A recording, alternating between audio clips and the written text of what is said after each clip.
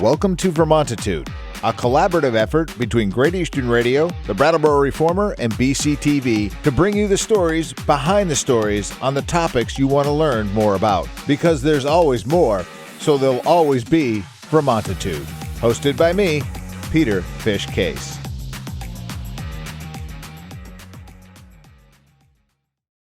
Welcome to Vermontitude. We're back from the holiday hiatus with new episodes that are still dropping every Tuesday and can be found by going to vermontitude.com, reformer.com, brattleboro.tv, and locally on Comcast Channel 1078. We come to you from our new studios at the Innovation Box on Landmark Hill. I'm Peter Fish Case, and each week I cover the topics of concern for Windham County and the towns that reside within its borders. Today we're talking about the original extreme sport, ski jumping, and Harris Hill. Joining the program today is Todd Einig, who is the Chief of Competition for Harris Hill, and Spencer Knickerbocker, who is in charge of the cross-country event component. Welcome, gentlemen. Hey, thanks, Fish. Appreciate your time. All right. Yeah, thanks for having us. All right. Let's talk about the Chief of Competition position and what is involved with that. Yeah, so my concentration is more on the competition aspect. So the rules and regulations necessary to follow for the athletes and the officials, making sure the correct officials are in place, judges, technical delegates, starters. So I tend to arrange that. And also I'm involved in organizing the athletes that participate from the clubs around the country, and also the European athletes that come every year. All right. How are we looking as far as European athletes for this year? Actually, this year is going to be a little bit larger field for the European athletes. We have joined another of the national organizers, Westby, Wisconsin, and Lake Placid, and kind of put together a 3-hill tour this year. So Lake Placid needs a dozen forerunners for their World Cup competition. So those Europeans are going to come to Westby and compete there. They're going to go to Lake Placid and forerun for the World Cup the weekend before our event, and then they're going to come to our event the following weekend on the 17th and compete in Brattleboro. So there should be, right now we have, I believe, 11 or 12 Europeans signed up for that tour, and then we have another 2 coming from Slovenia. Oh, all right. So it should be another fun year on the Hill. Should be, yes. Spencer, now you're in charge of the cross-country event component, and can you explain a little bit about that? I have to admit, I don't know a bunch about it, and I've seen it on the sheet every time I do the announcing, and I make a note and never follow up. So this is a great opportunity for me to follow up. So thanks for being here. Yeah, of course. So yeah, just give us a rundown. The cross-country event component is called, it's not the official name. Right, so it's called Nordic Combined. So Right. Nordic Combined is an Olympic discipline. It's a World Cup discipline. It's the sport that I was an athlete in and competed in for a long time. So Nordic Combined is a combination of ski jumping and cross-country skiing. So you'll see the ski jumpers that do Nordic Combined competing in the normal event at Harris Hill. It's just that they have a little bit extra competition in that on Sunday morning they'll do either a 5 or 10 kilometer cross-country ski race, skate style, up on our trails in Marlboro, Vermont at the Marlboro Nordic Ski Club. So basically, quickly, the way it works is that if you win the ski jumping, you get to start the race first, and however many points back you are in the ski jumping, you get a time handicap or a deficit, so you're trying to play catch up if you don't do well in the jumping. So it's kind of a cool, exciting event, and the field can really shift around based on who's a strong ski jumper or cross country skier. All right. Now, and I think we had a chance to sort of tap into this. So we've got the Harris Hill ski jump, the Pepsi Challenge, and this event going on. This goes on Sunday morning?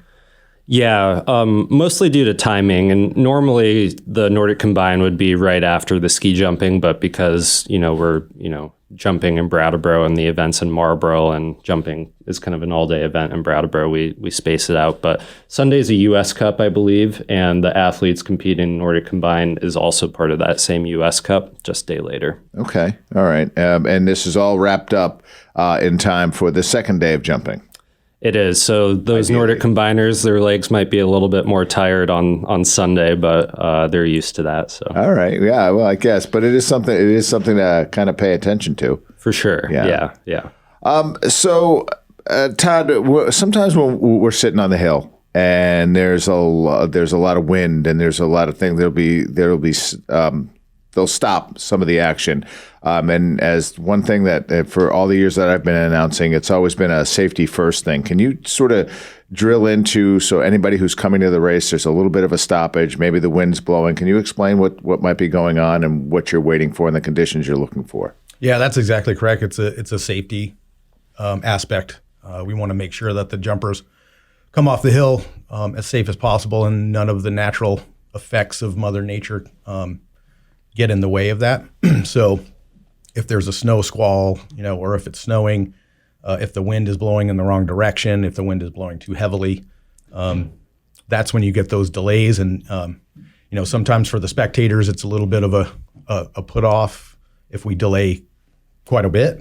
But it really is for the safety of the athletes coming off the hill. They're coming down the in run at 55 miles an hour and launching themselves into the air. So, we really have to pay close attention to what's going on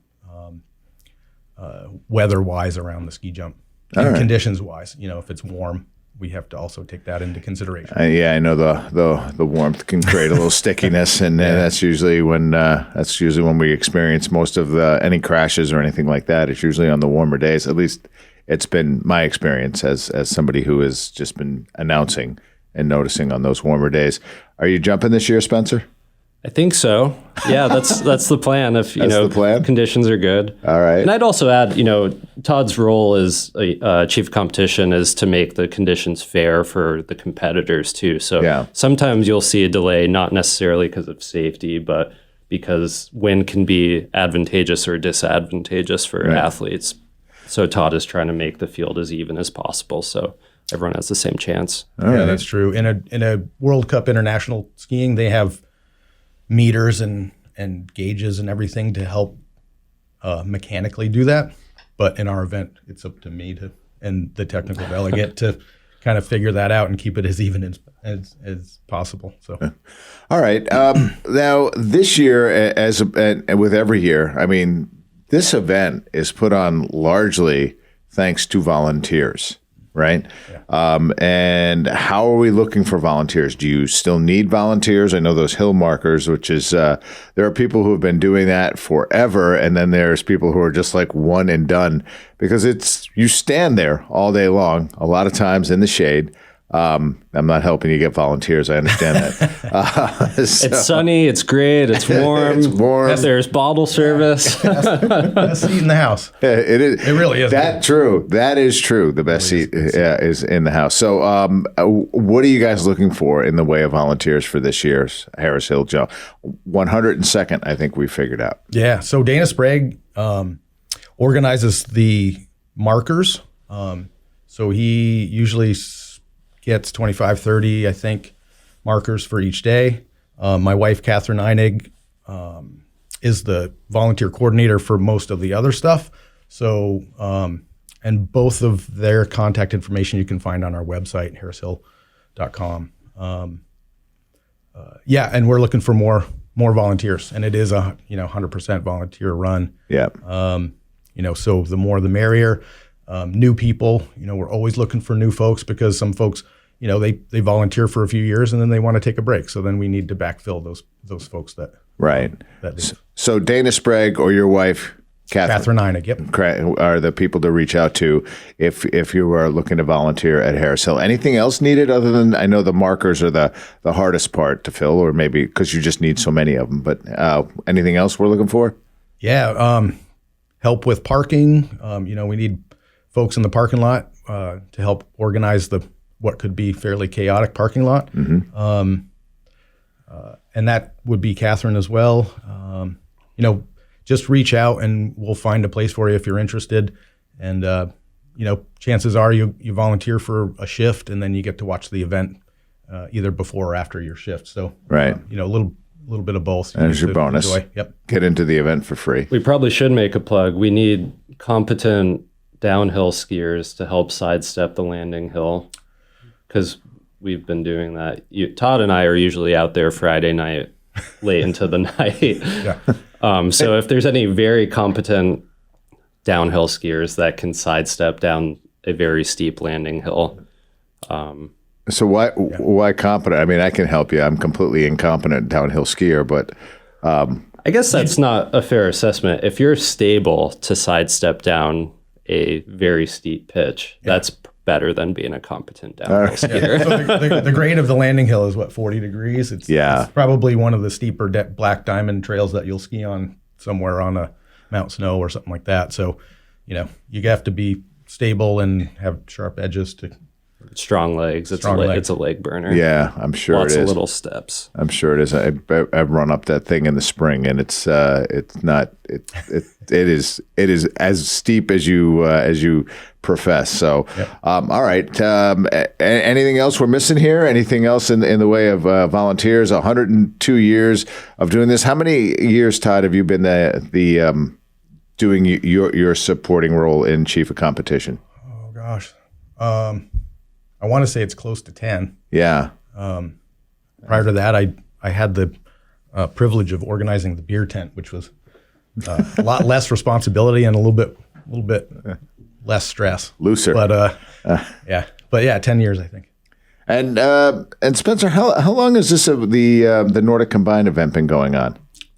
We did a couple years of it before the pandemic in 2020, and in 2020, we constructed a new trail network up in Marlboro, but the past 2 years, we were supposed to run the Nordic Combined event. We had complete rain washout the week before, so just being able to pull off the jump was a feat itself. So hopefully, fingers crossed, we have good, stable weather and can do the Nordic Combined event this year, because most of the competitors that come compete in Nordic Combined, these young athletes. So great. Yeah, be great for them. All right, guys. Well, listen, I'm looking forward once again to joining you guys on the hill, doing my part in the announcer's booth while you guys do the heavy lifting. I'm a big fan of that. That's why I got into microphones. No heavy lifting.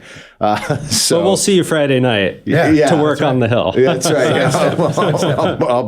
I'll bring some skis in and we'll tamp it down for you. All right, guys. Again, thanks for jumping on the program today. Thanks for having us. Yeah, absolutely. Thanks, Fish.